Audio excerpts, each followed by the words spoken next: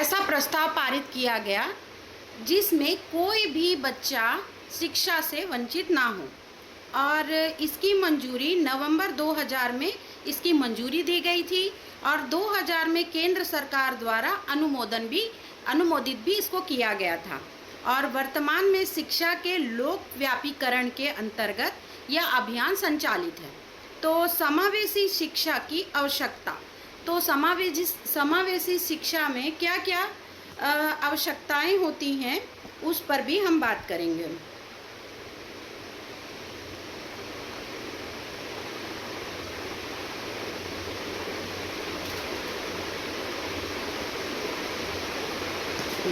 समावेशी शिक्षा की आवश्यकताएं, अब इसमें क्या होता है कि सामाजिक एकीकरण होना इसमें आवश्यक होता है।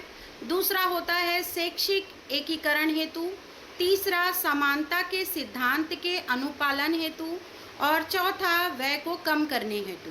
तो समावेशी शिक्षा क्या है, पहले इस बिंदु पर हम चर्चा करेंगे। समावेशी शिक्षा का आशय है कि शालाओं में सामान्य बच्चों के साथ विशेष आवश्यकता वाले बच्चों की अध्ययन व्यवस्था को एक साथ करना। और इस योजना का मूल उद्देश्य है विशेष आवश्यकता वाले एवं दिव्यांग बच्चे जिनको किसी तरह से कोई भी बाधा हो सकती है, उनको एक मुख्य धारा में लेके आना और जो शिक्षा का अधिकार है उनको, मतलब शिक्षा में जोड़कर, मुख्य धारा में जोड़कर गुणवत्तापूर्ण शिक्षा प्रदान करना। 1986 में राष्ट्रीय शिक्षा नीति 1986 में कम और मध्यम श्रेणी के दिव्यांगता वाले बच्चों को सामान्य पाठशालाओं में शिक्षा देने का प्रावधान निहित हुआ। और समग्र शिक्षा में समावेशी शिक्षा का जो लक्ष्य है, 6 से 18 वर्ष के छत्तीसगढ़ राज्य के लगभग 63,943 विशेष आवश्यकता वाले बच्चों को मुख्य धारा में जोड़ना। उनमें तो सबसे पहले उनमें क्या कमी है, मतलब उनकी दिव्यांगता, किस प्रकार की दिव्यांगता की श्रेणी में आते हैं। चूँकि हम पढ़े हैं कि 21 प्रकार की दिव्यांगताएं होती हैं और उनमें से वो बच्चा किस श्रेणी में आता है उनको पहले चिन्हांकित करना, पहचानना और उसको श्रेणीबद्ध करना। फिर उनकी आवश्यकता के अनुरूप उनको संसाधन जुटाना और संसाधनों को जुटाकर उनको मुख्य धारा में जोड़ना। ये है समावेशी शिक्षा का उद्देश्य। समुदाय में भी दिव्यांग बच्चों की शिक्षा हेतु जागरूक करना और उनकी भागीदारी को क्या करना है, सुनिश्चित करना। ये सभी समग्र शिक्षा के अंतर्गत ये पहल की गई है और इनमें इन चीज़ों को शामिल किया गया है। आगे हम बात करेंगे समग्र शिक्षा के अंतर्गत भारत शासन की महत्वाकांक्षी योजना समावेशी शिक्षा को संचालित करने का मुख्य उद्देश्य 6 से 18 आयु वर्ग के विशेष आवश्यकता वाले बच्चों को बाधा रहित वातावरण तैयार कर उनको मुख्य धारा में जोड़ना। बाद में इसको शिक्षा के अधिकार के तहत 14 वर्ष कर दिया गया था। अब मैं बात कर रही हूँ कि सफल समावेशी शिक्षा हेतु क्या रणनीतियाँ हो सकती हैं। तो समस्त विशेष आवश्यकता वाले बच्चों को विद्यालय में नामांकन करवाना। उनकी दिव्यांगता या उनकी आवश्यकता, उनकी बाधाएं कुछ भी हो सकती हैं, उनके अनुसार उनको पहले तो विद्यालय में नामांकित करना और उनके लिए एक बाधा मुक्त वातावरण तैयार करना। फिर दूसरा होता है नियम और अधिनियम की जानकारी दिव्यांगों को सुनिश्चित करना। तीसरा होता है विशेष आवश्यकता वाले बच्चों के शैक्षिक विकास हेतु विशेष शिक्षकों की संख्या में वृद्धि कर शिक्षकों को विशेष प्रशिक्षण उपलब्ध कराना। विशेष आवश्यकता वाले बच्चों के शिक्षण कौशल में जो है अपेक्षित बुद्धि हेतु शिक्षकों को प्रशिक्षित करना। मतलब नॉर्मल बच्चे की जब तक हम बाधा क्या है, मतलब उसको किस चीज़ में वो क्या चीज़ फेस कर रहा है, क्यों उसके सीखने की प्रक्रिया में तीव्रता नहीं आ रही है, ये सभी जानना इसकी मुख्य आवश्यकता है। तो पहले तो हम उनकी बाधा को समझे कि वो कहाँ पर उनको कठिनाई हो रही है, उसको जानना, समझना और उसके अनुसार हमें कार्य को करना। और ताकि वो उनको संसाधन की व्यवस्था करना ताकि वो शिक्षा मुख्य धारा में जुड़ सकें और एक गुणवत्तापूर्ण शिक्षा को प्राप्त कर सकें। अब बात करते हैं हम कि इन सब के लिए क्या रणनीति हो सकती है। तो हितग्राही बच्चों को शासन की महत्वाकांक्षी योजनाओं के बारे में तो उनके पेरेंट्स को भी हमें बताना पड़ेगा और साथ ही साथ हमें ये भी कोशिश करनी है कि बच्चा जो है बच्चे की आवश्यकता के अनुरूप जो है हम इस चीज़ों को कर सकें।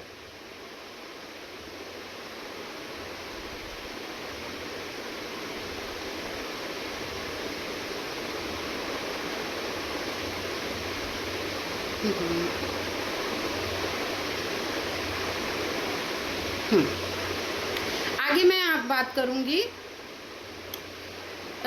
जैसे एनवायरनमेंट बिल्डिंग प्रोग्राम। इसके तहत क्या होगा, सत्र के प्रारंभ में विशेष आवश्यकता वाले बच्चों के चिन्हांकन हेतु शालाओं में शिक्षकों को 2 दिवसीय प्रशिक्षण की सुविधा दी जाएगी, जिसमें दिव्यांगता के विषय में चिन्हांकित करेंगे। मतलब टीचर जो है इस ट्रेनिंग को प्राप्त करके, ये 2 दिवसीय ट्रेनिंग है जो समग्र शिक्षा के माध्यम से हमें प्रदान की जाएगी, जिसमें एक दिवस में पहले तो ये बताया जाएगा कि प्रशिक्षण में ये बताया जाएगा कि कितनी प्रकार की दिव्यांगताएं होती हैं। तो दिव्यांगता हमने पढ़ा है कि 21 प्रकार की दिव्यांगताएं होती हैं और दिव्यांगता में सिर्फ दिव्यांग बच्चे ही शामिल नहीं होते, स्लो लर्नर बच्चे भी उसमें शामिल होते हैं। तो ये सारे बच्चों का चिन्हांकन करना है कि उनको कहाँ पर प्रॉब्लम फेस हो रही है, जिसके कारण वो नॉर्मल बच्चों के साथ उतनी तेज़ी से सीख नहीं पा रहे। तो उनका चिन्हांकन करना, उनको सूचीबद्ध करना और 1 सप्ताह पश्चात द्वितीय चरण में प्रशिक्षण में प्रशिक्षित शिक्षक को उसके विद्यालय की आवश्यकता वाले बच्चों की सूची लेकर उपस्थित होंगे, उन्हें चिन्हांकित करेंगे, उनकी समस्याओं के बारे में बताएंगे और उनकी समस्याओं को जानने के बाद जो है ऑनलाइन एंट्री कर विद्यालय के स्तर का भी पता चलेगा कि विद्यालय में किस टाइप के बच्चे हैं और कौन सी विकलांगता से या दिव्यांगता से ग्रसित हैं, इस चीज़ के बारे में पता चलेगा। तो ये था। इसके साथ ही ऐसे बच्चों के लिए विकास खंड स्तर पर जैसे कक्षा 8वीं तक के जो बच्चे हैं उनके लिए राशि 300 रुपये का मानदेय और अधिकतम 3000 रुपये कुल 10 माह हेतु दी जाएगी। तीसरा जो है हेल्पर, आया या अटेंडेंट के लिए तो विकास खंड स्तर पर संचालित संसाधन कक्षा में नियमित सफाई देख रेख हेतु प्रत्येक संसाधन कक्ष में एक सहायक की नियुक्ति की जाएगी, जो उन विशेष आवश्यकता मतलब उन दिव्यांग बच्चों की सहायता के लिए इनकी व्यवस्था होगी। और इसके लिए जो है कुल 6 माह मतलब 6 माह की राशि जो है विकास खंड स्तरों पर अलग अलग राशियों को प्रदान किया गया है। अब जो बच्चे बहु विकलांगता से पीड़ित होते हैं, होम बेस्ड एजुकेशन मतलब जो स्कूल आने में बिल्कुल सक्षम नहीं है, ऐसे बच्चों के लिए क्या होगा कि गृह आधारित शिक्षा मतलब घर पे रहकर उनको शिक्षा प्रदान की जाएगी। इसके लिए जो है विशेष आवश्यकता वाले बच्चों के अभिभावक माता पिता को 1 दिवसीय कार्यक्रम में सम्मिलित किया जाएगा और एक ट्यूटर की व्यवस्था की जाएगी जो प्रशिक्षित होंगे इस कार्य में और उनको मतलब बच्चे के घर में जाकर उनको शिक्षा देनी है। तो ये था। इसके अतिरिक्त आज के हमारे अन्य जो 5 पॉइंट्स हैं मैं उस पर बताऊँगी, जैसे समावेशी शिक्षा और लैंगिक समानता, यह हमारा ये दूसरा पॉइंट है। तीसरा हमारा पॉइंट है समावेशी शिक्षा के माध्यम से समाज में समानता और समरता। फिर थर्ड पॉइंट है श्रवण बाधित बच्चों को सांकेतिक भाषा का महत्व। और हमारा 5वां पॉइंट है समावेशी शिक्षा के लिए स्कूल के बुनियादी ढांचे में सुधार। हमारा 6वां पॉइंट है दिव्यांग बच्चों के लिए समान अवसर उपलब्ध कराना। तो इन सब के लिए मैंने अलग अलग वक्ताओं को आमंत्रित किया है, जैसे समावेशी शिक्षा और लैंगिक समानता।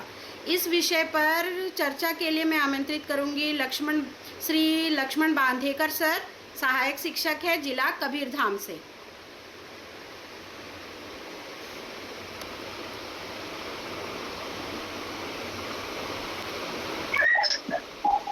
हेलो जी, वेलकम सर।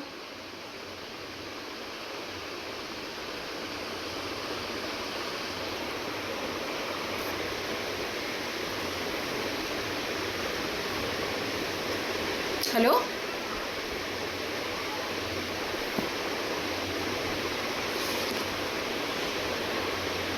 शायद उनका नेटवर्क इशू है, तो हेलो।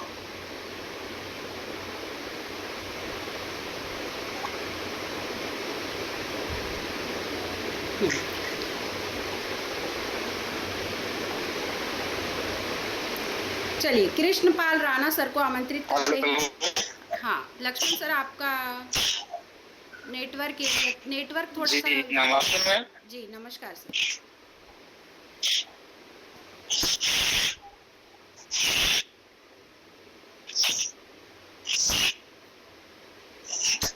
हाँ नमस्कार, कबीर धाम सहायक शिक्षक आप सभी के बीच में लैंगिक समावेशी शिक्षा और लैंगिक समानता के संबंध में चर्चा करने जा रहा हूँ। जैसे कि समावेशी शिक्षा जिसमें सभी बच्चे, चाहे उनकी शारीरिक, मानसिक, सामाजिक या आर्थिक स्थिति कैसी भी हो, समान रूप से शिक्षा प्राप्त करने के अधिकार से वंचित नहीं हो सकते। इसका उद्देश्य यह सुनिश्चित करना है कि शिक्षा का सर,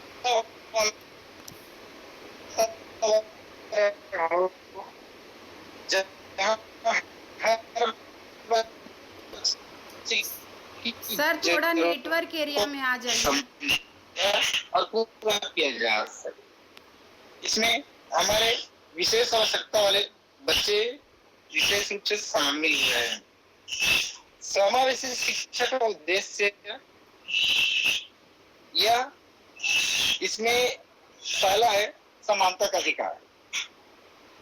हर बच्चे को शिक्षा पाने का अधिकार है, चाहे वह किसी भी पृष्ठभूमि से आता हो। दूसरा है सामाजिक समरसता। सामाजिक रही जी जी सर, थोड़ा सा नेटवर्क सामाजिक एरिया में समरसता, आने की कोशिश। भेदभाव रहित शिक्षा प्रणाली, लिंग, जाति, धर्म, भाषा या किसी अन्य आधार पर भेदभाव को खत्म कर समाज में एकजुटता और समझ को बढ़ावा देता है। सशक्तिकरण या बच्चों को आत्मनिर्भर बनने और अपने भविष्य का निर्माण करने में मदद करता है। इसमें हमारा चौथा बिंदु है सतत विकास लक्ष्यों की पूर्ति। समावेशी शिक्षा से सतत विकास लक्ष्य 4, जो गुणवत्तापूर्ण शिक्षा का प्रमुख हिस्सा है, या बच्चों के लिए सुनिश्चित करता है। फिर इसमें आता है दिव्यांग बच्चों को सामान्य कक्षाओं में पढ़ने की सुविधा दी जाए।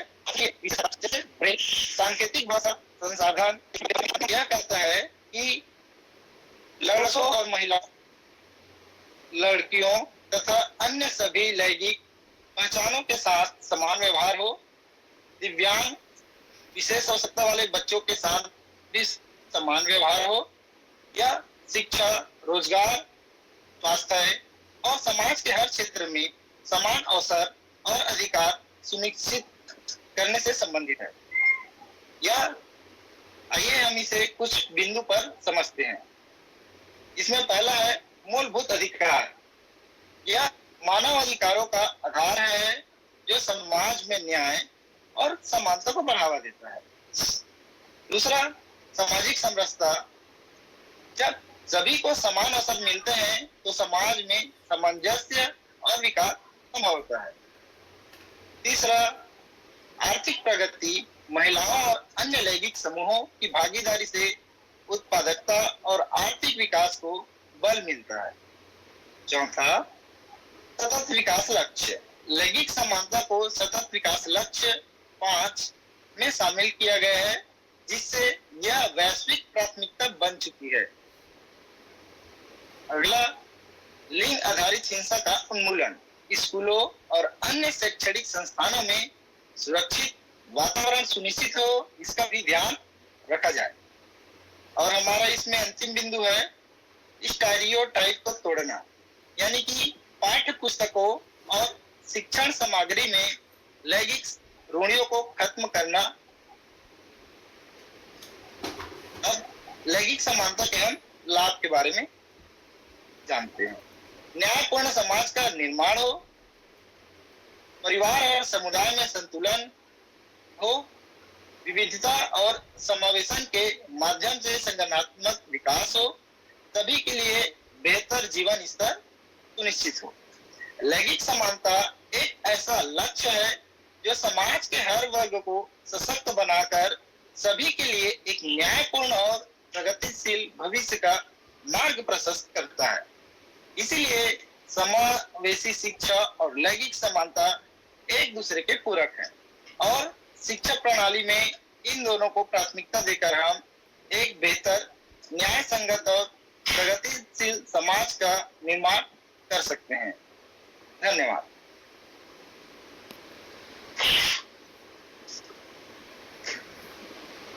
धन्यवाद सर। आगे का हमारे बिंदु है समावेशी शिक्षा के माध्यम से समाज में समानता। इस पर परिचर्चा में शामिल होने के लिए हम आमंत्रित करते हैं डॉक्टर कृष्णपाल राणा, जिला उत्तर बस्तर, कांकेर।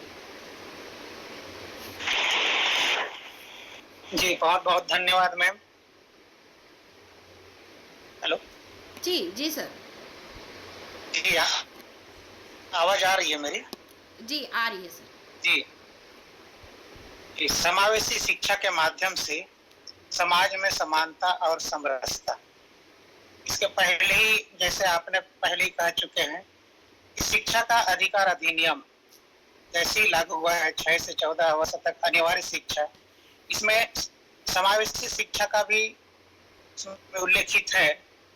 और समावेशी शिक्षा के माध्यम से हम समानता का महत्व सर्वप्रथम सारे स्कूलों संस्थाओं में भी ये विभिन्न माध्यमों से, प्रशिक्षणों के माध्यम से या सभी शिक्षकों को भी इस पर प्रशिक्षण दिया जा चुका है और होना भी चाहिए, क्योंकि समाज में सारे लोगों को एक अवसर मिलना चाहिए, चाहे वो सामान्य रूप से हो, दिव्यांग हो या जैसे भी हो, सभी को समान अवसर मिलना चाहिए। तो जिसमें कई प्रकार के संसाधनों की कमी होती थी पहले, लेकिन अभी कई प्रकार के शिविरों के माध्यम से सर्वप्रथम उनका आकलन किया जाता है और उनकी उपयोगिता, उनके महत्व के आधार पर उनको किस चीज की आवश्यकता है, उस आवश्यकता को चिन्हांकित कर शासन की ओर से भी अभी कई प्रकार के संसाधनों की व्यवस्था की जाती है। लेकिन जो बिहार क्षेत्र है, उन क्षेत्रों को के लोगों को आज भी जो संसाधनों की कमी महसूस की जाती है, जैसे कि कई प्रकार के एक छात्रवृत्ति जो बच्चों को दिया जाता है शासन की ओर से, आज भी बहुत सारे बच्चों को वो नहीं प्राप्त होता है। तो कहीं ना कहीं हम शासनों में या फिर हमारे जो शिक्षा का जो सारे लोग मिलकर जुड़े हैं, उन सब पर विचार करने की आवश्यकता है कि हम समावेशी शिक्षा को समानता के लिए अगर समाज में व्यवस्थित करना चाहते हैं तो संसाधनों की कमी को दूर करनी चाहिए। उसके बाद शिक्षकों को पर्याप्त प्रशिक्षण, यदि हम पूर्व से ही हम इस पर अमल कर रहे हैं कि शिक्षकों में कई प्रकार के प्रशिक्षण के माध्यम से समावेशी शिक्षा के महत्व को और समावेशी शिक्षा से ही समाज में समानता और समरसता लाने के लिए महत्वपूर्ण प्रशिक्षण दिया जा रहा है। लेकिन आज बहुत सारे नवनियुक्त शिक्षक हुए हैं। मैं चूंकि कांकेर जिला से हूँ और यहाँ पर ऐसे बहुत सारे विद्यालय हैं जहाँ शिक्षक भी हैं और एकल शिक्षक है। तो उस जगह में शिक्षक विहीन एकल शिक्षक होने के कारण बहुत सारे समस्याओं का सामना करना पड़ता है। ऐसे बच्चे जो दिव्यांग हैं, समावेशी शिक्षा से उनको हम नहीं जोड़ पाते हैं और उनको शिक्षा के मुख्य धारा से भी हम नहीं जोड़ पाते हैं, क्योंकि शिक्षकों की कमी होने के कारण हम उनको शिक्षकों को पर्याप्त प्रशिक्षण भी नहीं दे पाते हैं, संसाधनों की कमी भी होती है। तो हम अभी इस पर शासन प्रशासन को भी हम ध्यान आकर्षित कराएं ताकि समावेशी शिक्षा के समावेश से समाज में समानता और समरसता हो। और जो ऐसे बच्चे हैं जो दिव्यांग हैं, अपंग हैं, उनको शिक्षा के मुख्य धारा से जुड़ते जुड़ते समाज में भी अपना महत्वपूर्ण भूमिका अदा करें, क्योंकि उनको समान अवसर प्रदान होना चाहिए। अवसर को अगर उनको मिले तो सामान्य जो बच्चे हैं उनसे भी वो आगे बढ़ते हैं, जिसका एक जीता जाता उदाहरण हमारे बीच में ही मौजूद है। हमारे बीच में आदरणीय के शारदा मैम जी, हमसे बेहतर तकनीकी ज्ञान हो चाहे किसी प्रकार के बहुत सारे ज्ञान हो, वो हमसे बेहतर काम कर रहे हैं और उनसे हम प्रेरणा ले रहे हैं।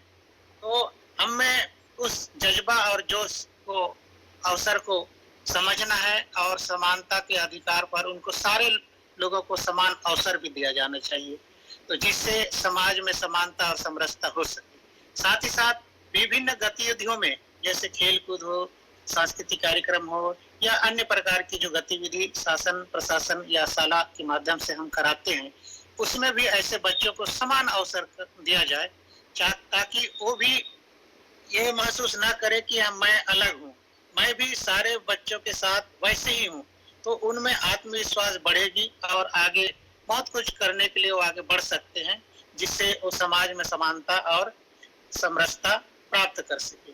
साथ ही साथ सामाजिक में और सांस्कृतिक जो बाधाएं होती है, उन बाधाओं को भी वो दूर कर सकते हैं अगर ऐसे अवसर उनको समान अवसर मिलता रहे। और विभिन्न गतिविधियों के माध्यम से सामाजिक, सांस्कृतिक, राजनीतिक सारी गतिविधियों के माध्यम से हम ऐसे बच्चों को ज्यादा प्रोत्साहित करेंगे तो समाज के लोगों को भी वहां बुलाएंगे, समाज की जो उनके पालक बालक और जनप्रतिनिधि भी सब रहेंगे और उनके बीच में अगर दिव्यांग बच्चे को भी समान अवसर हम देते हैं तो उनमें एक सकारात्मक भाव जागृत होती है और साथ ही साथ वो कुछ कर गुजरने की जो उनकी सपना है, उस सपने को उस लक्ष्य को प्राप्त करने के लिए बहुत तेजी से आगे बढ़ते हैं। और ऐसे बच्चे बहुत होनहार होते हैं, सिर्फ उनको अवसर मिलना चाहिए। और जो अवसर एक बार मिल जाता है तो उनको बहुत अच्छे तरीके से भुनाते हैं और वो काफी आगे बढ़ सकते हैं, जिसके माध्यम से समावेशी शिक्षा के माध्यम से हम समाज में समानता और समरसता ला सकते हैं। और रही बात आज के पीढ़ी में जो समावेशी शिक्षा, चाहे वो शिक्षक हो, शिक्षकों के साथ साथ पालकों, जनप्रतिनिधियों को भी समावेशी शिक्षा के माध्यम से प्रशिक्षित किया जाना चाहिए, जिससे वे समावेशी शिक्षा के महत्व को समझे और उसके माध्यम से अपने बच्चे हैं, अपने जो गांव के ऐसे होनहार बच्चे, उनके बारे में समझे। तो अगर हम पालकों और समाज को ऐसे समावेशी शिक्षा के साथ जोड़ते हैं तो हम और भी अच्छे तरीके से हम समाज में समानता और समरसता समावेशी शिक्षा के माध्यम से हम ला सकते हैं। और आगे बहुत सारे वक्ता हैं तो मैं अपने वाणी को यही विराम देता हूँ। धन्यवाद।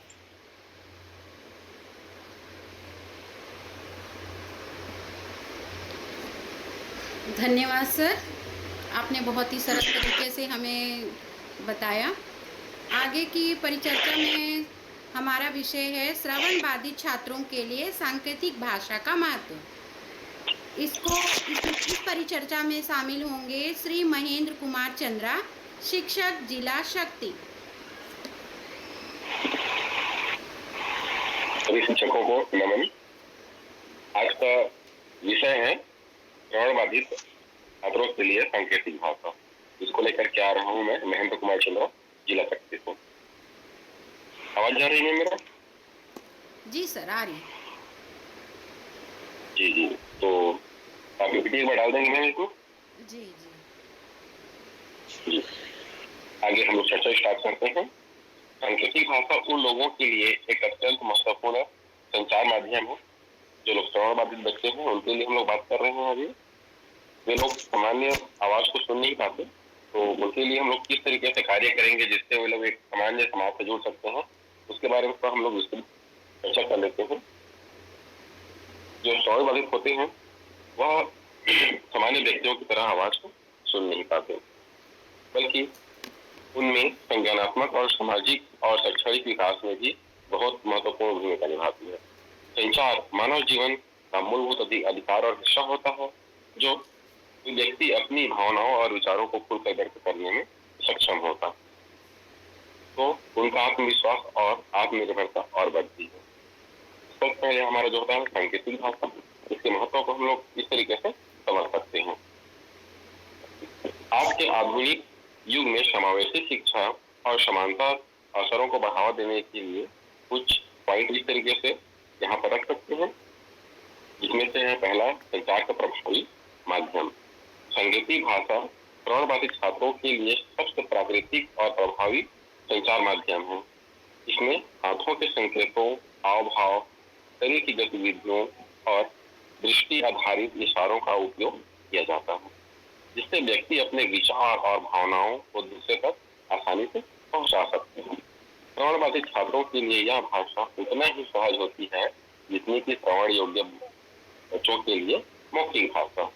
बिना किसी बाधा के संवाद कर पाने के उनका आत्मविश्वास बढ़ता है और वे स्वतंत्र रूप से अपने आप को एक अच्छा व्यक्ति के रूप में महसूस कर पाते हैं। इसी तरह परिवार और समाज के अन्य लोग यदि सांकेतिक भाषा सीखते हैं तो वे संवाद करने की प्रक्रिया में और ही बहुत आसान होती है और वह बच्चा अपने आप को एक सहज व्यक्ति के रूप में महसूस करता है और एक सामान्य जिंदगी जीने के लिए अपने आप को तैयार करता है। दूसरा देखते हैं हम लोग शिक्षा में योगदान। शिक्षा हर व्यक्ति का मौलिक अधिकार है, लेकिन जब भाषा की बाधा आ जाती है तो यह प्रक्रिया कठिन हो जाती है। सांकेतिक भाषा का उपयोग शिक्षा को श्रवण बाधित छात्रों के लिए अधिक सुलभ एवं प्रभावी बनाता है। शिक्षक और छात्रों के बीच में प्रभावी संचार संभव होता है, जिससे बच्चे विषयों को बहुत अच्छे से समझ पाते हैं। पाठ्यक्रमों को समझने के लिए आसानी होती है, जिससे उनकी बौद्धिक क्षमता का पूर्ण विकास हो सकता है। पारंपरिक शिक्षा पद्धति के बजाय सांकेतिक भाषा, दृश्य, श्रव्य सामग्री का उपयोग करने से उनकी सीखने की क्षमता में वृद्धि होती है। यदि शिक्षक और सहपाठी भी सांकेतिक भाषा जानते हैं तो श्रवण बाधित बच्चे खुद कक्षा में सक्रिय महसूस करते हैं और उस कक्षा का अपने आप को हिस्सा मानते हैं, जिससे उनको सीखने में आसानी होती है। इस तरीके से हम लोग तीसरा पॉइंट देखेंगे, आत्मनिर्भरता और आत्मविश्वास। अगर हम लोग बच्चों को सांकेतिक भाषा में बात करते हैं तो वे अपने आप को एक आत्मनिर्भर व्यक्ति के रूप में महसूस करते हैं। जब कोई व्यक्ति अपनी भाषा में संप्रेषण कर सकता है तो उनका आत्मविश्वास और आत्मनिर्भरता स्वाभाविक रूप से बढ़ती है। श्रवण बाधित बच्चे जब अपने विचार दूसरों तक प्रभावी रूप से पहुंचा सकते हैं तो वे सामाजिक रूप से अधिक सक्रिय हो जाते हैं। भाषा की उपलब्धता से उनमें नेतृत्व और निर्णय लेने की क्षमता का विकास होता है। वे खुद को दूसरों पर निर्भर न रह करके न समझ करके अपने आप को एक स्वतंत्र व्यक्ति के रूप में पाते हैं, जिससे उनमें एक आत्मविश्वास बढ़ता है। आगे हम लोग देख पाते हैं सामाजिक समावेशन का साधन। सांकेतिक भाषा केवल एक संचार माध्यम नहीं है, बल्कि यह समाज के हर व्यक्तियों को समान रूप से जोड़ने का एक अच्छा महत्वपूर्ण साधन है। जो श्रवण बाधित बच्चे सांकेतिक भाषा के माध्यम से समाज के अन्य लोगों के साथ संवाद कर सकते हैं, वह अलग अलग महसूस नहीं करते। यदि परिवार, मित्र, शिक्षक और अन्य लोग भी सांकेतिक भाषा सीखते हैं तो इससे उनके लिए सामाजिक बाधाएं कम हो जाती है। सांकेतिक भाषाओं को स्कूलों, सार्वजनिक स्थानों, कार्यालयों और अन्य जगहों पर बढ़ावा दिया जाना चाहिए, जिससे समाज और अधिक समावेशी बन सकता है। रोजगारों के अवसर में वृद्धि। यदि सांकेतिक भाषा को बच्चा सीखता है तो उसके रोजगार में बहुत सारी वृद्धि होती है। शिक्षा और संचार के साथ साथ रोजगार भी हर व्यक्ति के लिए अत्यंत महत्वपूर्ण होता है। जब श्रवण बाधित व्यक्ति अपनी भाषा में सहज होते हैं और उन्हें उपयुक्त प्रशिक्षण मिलता है तो उनके लिए रोजगार के बेहतर अवसर उपलब्ध हो सकते हैं। विभिन्न क्षेत्रों में सांकेतिक भाषा के माध्यम से प्रशिक्षण प्राप्त करने में वे आत्मनिर्भर बन सकते हैं। कई कंपनियां श्रवण बाधित व्यक्तियों के लिए कार्यस्थलों को अनुकूल बनाने की दिशा में कार्य कर रही है। यदि विभिन्न संस्थाओं में सांकेतिक भाषा की व्यवस्था की जाए तो श्रवण बाधित बच्चों में योग्यता के आधार पर विभिन्न नौकरियों में आवेदन किए जा सकते हैं। इस तरीके से हम लोग और आगे पॉइंट देखते हैं। सामाजिक और भावनात्मक विकास में सहायक सांकेतिक भाषा केवल संवाद का माध्यम नहीं है, बल्कि यह मानसिक और भावनात्मक स्वास्थ्य को भी प्रभावित करती है। जब कोई व्यक्ति खुद को अभिव्यक्त नहीं कर पाता, वह मानसिक रूप से दबा हुआ महसूस करता है। भाषा के अभाव में श्रवण बाधित बच्चों में अलगाव की भावना भी आ जाती है, जिससे वे डिप्रेशन और एंजाइटी के शिकार भी हो सकते हैं। यदि उन्हें उनकी भाषा में संवाद करने का अवसर मिलता है तो वे बहुत खुश होते हैं और अपने आप को एक संतुलित जीवन जीने के लिए तैयार हो जाते हैं।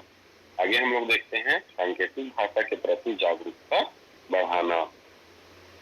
अभी हम लोग फिलहाल देख पाते हैं कि सांकेतिक भाषा का महत्व बहुत अधिक है, लेकिन अभी भी बहुत से लोग इसके लिए प्रति जागरूक नहीं है। समाज में जागरूकता बढ़ाने के लिए कुछ प्रयास इस तरीके से हम लोग कर सकते हैं।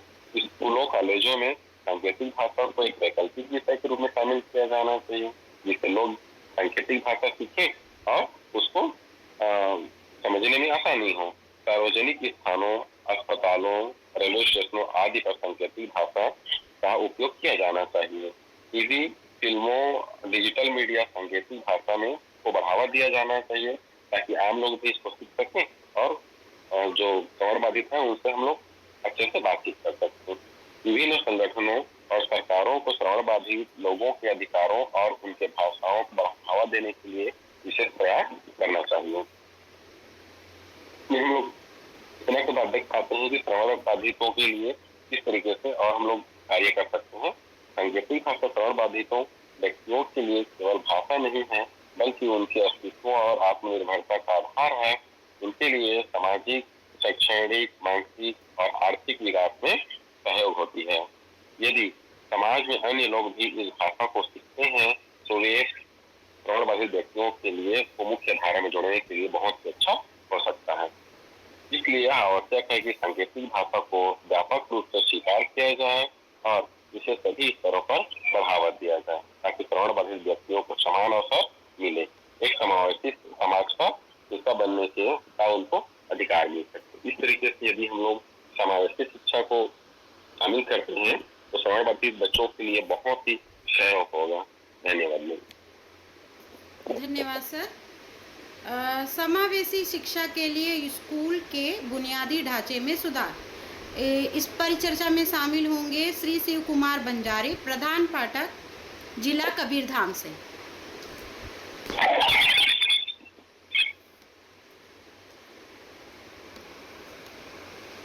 आप सभी को नमस्कार।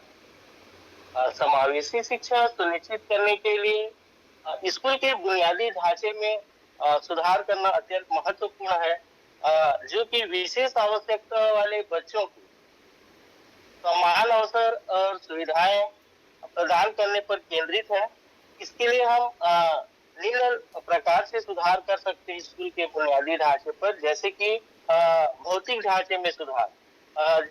भौतिक ढांचे में सुधार के अंतर्गत प्रत्येक विद्यालय में जो व्हील चेयर का उपयोग करने वाले बच्चे हैं उनके लिए हैंडल युक्त रैंप होना चाहिए और लिफ्ट की व्यवस्था की सुनिश्चित की जानी चाहिए।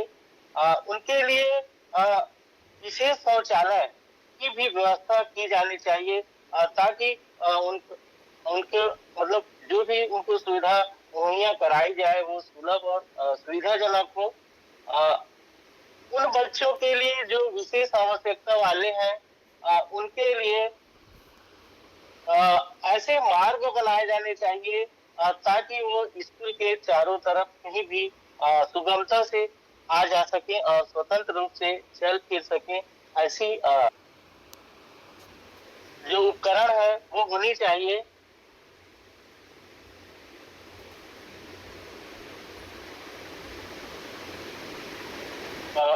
उसके साथ साथ जो श्रवण बाधित बच्चे हैं उनके लिए सुनने का उपकरण और स्मार्ट क्लास भी होनी चाहिए, जो तकनीकी रूप से इस प्रकार सुसज्जित किए जाए ताकि सभी छात्रों के जरूरतों को ध्यान में रखते हुए सामग्री को तैयार किया जाए ताकि उनका उपयोग आ सके।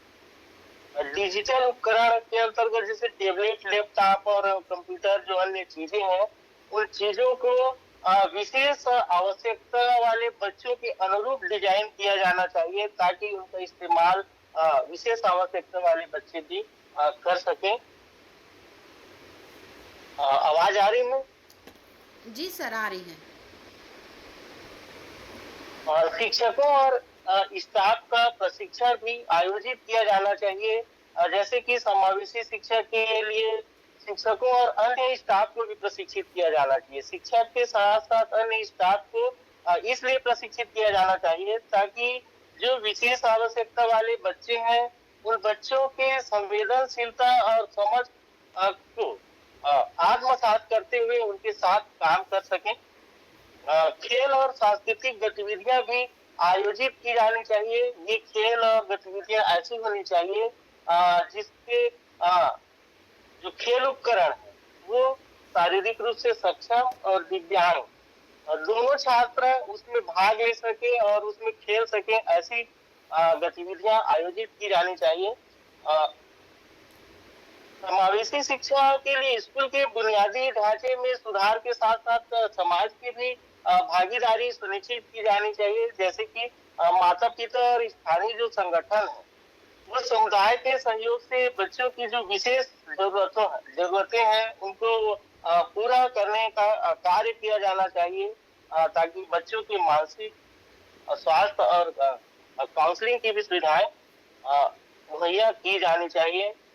साथ ही केंद्र और राज्य सरकार द्वारा नीतिगत सुधार भी की जानी चाहिए, जिसमें सरकारी योजनाओं और बजट में समावेशी शिक्षा के लिए बजट का प्रावधान किया जाना चाहिए ताकि इन सभी सुधारों से सभी बच्चों को समान और गुणवत्तापूर्ण शिक्षा प्राप्त करने का अवसर मिल पाए, जो एक समावेशी और संवेदनशील समाज के निर्माण में सहायक होगा। धन्यवाद।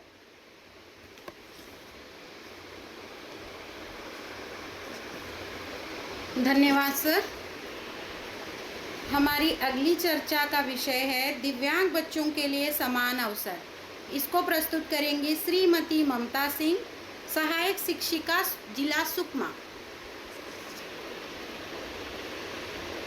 आप सभी को मेरा नमस्कार। और मुझे समावेशी शिक्षा, दिव्यांग बच्चों के लिए शिक्षा में समान अवसर मिला। मेरी आवाज आ रही है आप सभी को? जी जी मैम, आ रही है। हाँ, मैं बताना चाहूंगी कि समावेशी शिक्षा हम किसे कहते हैं। समावेशी शिक्षा का आशय सामान्य शाला में सामान्य बच्चों के साथ विशेष आवश्यकता वाले बच्चों की अध्ययन व्यवस्था से है।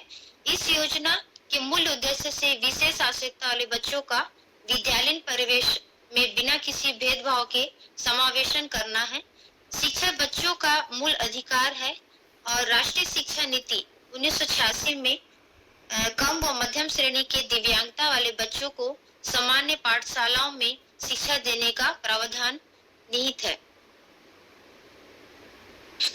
समग्र शिक्षा में समावेशी शिक्षा का लक्ष्य, इसमें 6 से 18 वर्ष के छत्तीसगढ़ राज्य के लगभग 63,943 विशेष आवश्यकता वाले बच्चों को शिक्षा की मुख्य धारा से जोड़कर नियमित शाला में सामान्य बच्चों के साथ सामान्य अध्ययन द्वारा कक्षा में समाविष्ट कर एक साथ समान अवसर देकर गुणवत्ता युक्त शिक्षा हेतु अवसर उपलब्ध करवाना है। शिक्षा के साथ समुदाय को भी दिव्यांग बच्चों की शिक्षा हेतु जागरूक करना एवं भागीदारी सुनिश्चित करना है। दिव्यांग बच्चों के लिए शिक्षा में समान अवसर हेतु रणनीति बनाई गई है, जिसमें मैं बताना चाहूंगी।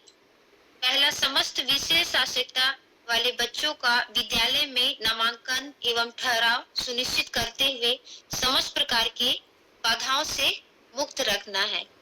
दूसरा है, नियम व अधिनियम की जानकारी दिव्यांगों तक पहुंचाना है। और तीसरा है विशेष आवश्यकता वाले बच्चों के शैक्षिक विकास हेतु विशेष शिक्षकों की संख्या में वृद्धि करना चाहिए। और चौथा है विशेष आवश्यकता वाले बच्चों के शिक्षण कौशल में अपेक्षित वृद्धि हेतु शिक्षकों को प्रशिक्षित करना है। पांचवा हमारा है सभी विकास खंडों में संसाधन से पूर्ण रिसोर्स सेंटर स्थापित करना, जो सभी दिव्यांग बच्चों का ध्यान में रखकर निर्मित किया जाए। छठवां है विद्यालय में निम्नांकित किंतु अनियमित उपस्थिति या अन्य कारणों से अपेक्षित दक्षता न कर पाने वाले बच्चों हेतु विशेष आवासीय प्रशिक्षण केंद्र की व्यवस्था सुनिश्चित करना।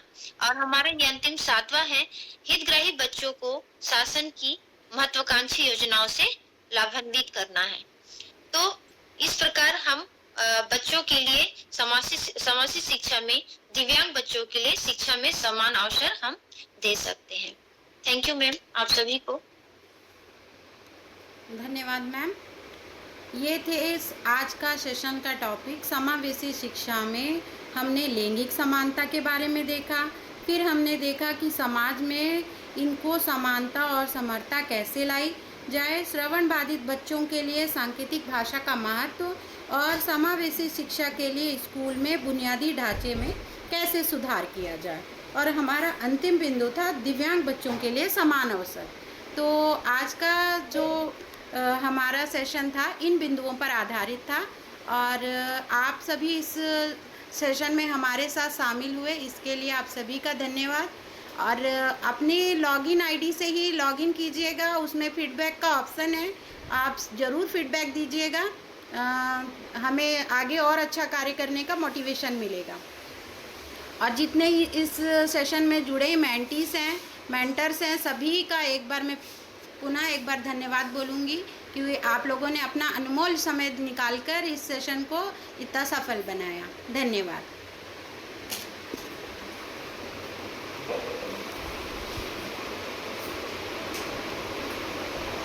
एक ग्रुप से फ़ोटो हो जाए, सभी लोग अपना कैमरा ऑन कर लीजिए please.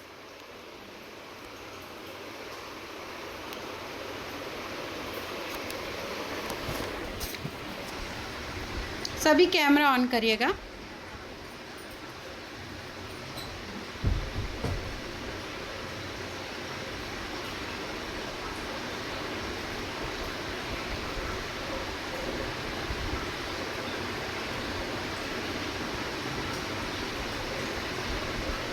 Thank you. Thank you so much, ma'am. Thank you ma'am. Thank you ma'am. Thank you ma'am.